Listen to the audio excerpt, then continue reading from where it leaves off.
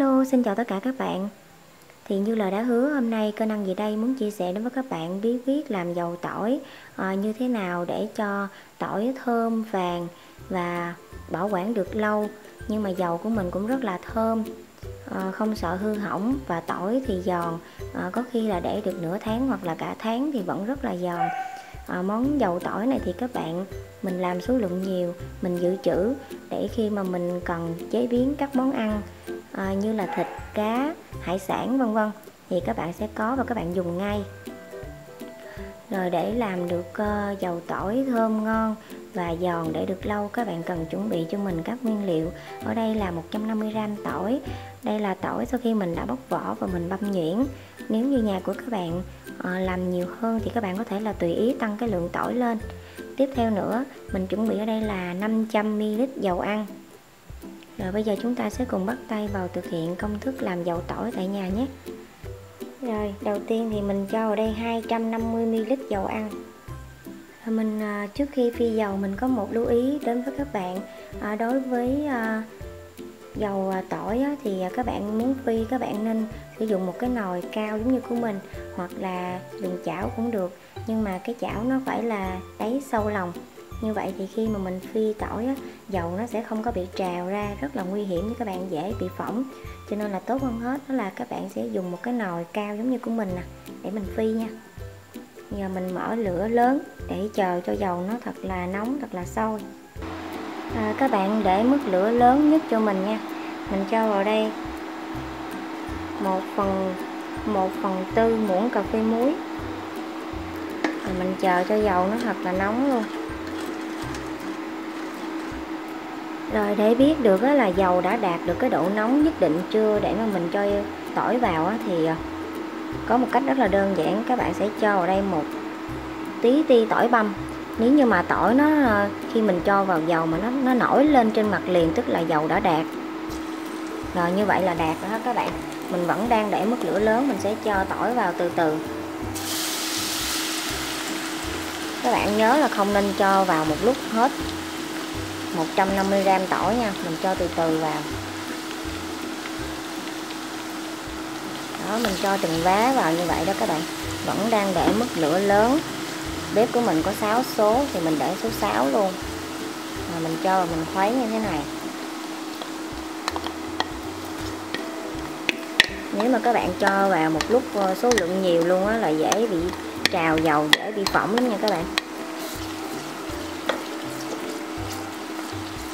Khi các bạn cho vào các bạn khuấy. Nếu các bạn quan sát bằng mắt các bạn sẽ thấy là lúc này nè, tỏi của mình nó vẫn còn nổi rất là nhiều cái bong bóng lớn như thế này nè, thì vẫn chưa được ha.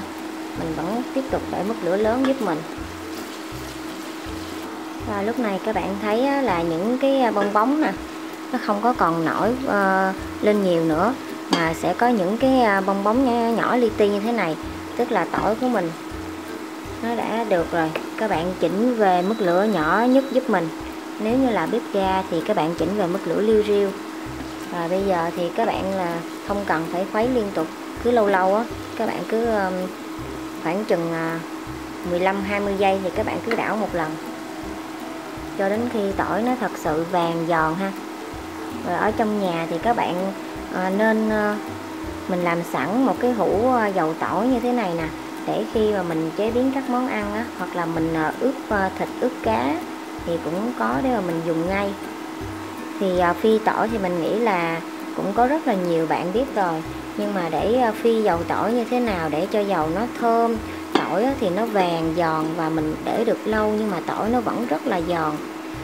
Và đặc biệt là tỏi của mình nó sẽ giòn và nó vàng đều thì các bạn cũng biết là xung quanh nè, tỏi thường thì nó sẽ nhỏ và nó sẽ bám ở xung quanh nhiều hơn, nó sẽ vàng trước. Cho nên là khi mà các bạn đảo, các bạn lâu lâu các bạn nhớ là mình múc phía xung quanh rồi mình đẩy vào phía chính giữa để cho tỏi nó vàng đều ha.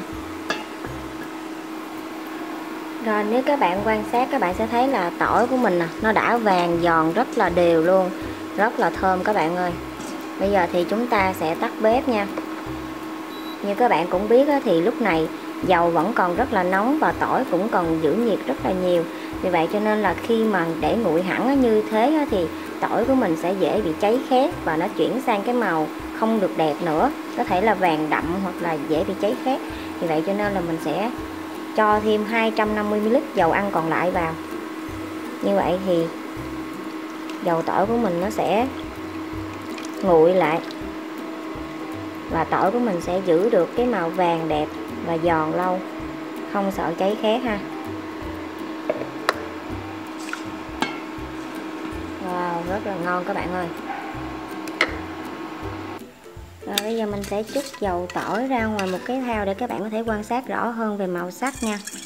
Đó các bạn, tỏi nè nó vàng đẹp ơi là đẹp luôn. Rồi đây là dầu tỏi của mình ha các bạn. Đó, tỏi vàng nè, ngon chưa nè.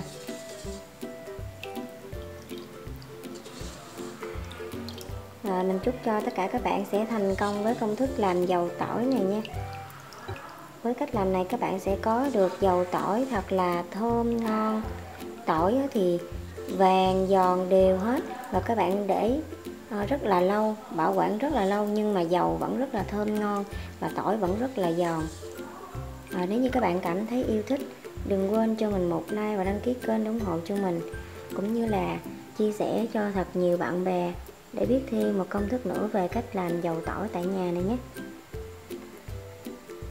Một lần nữa cảm ơn tất cả các bạn. Hẹn gặp lại các bạn vào những video tiếp theo. Bye bye.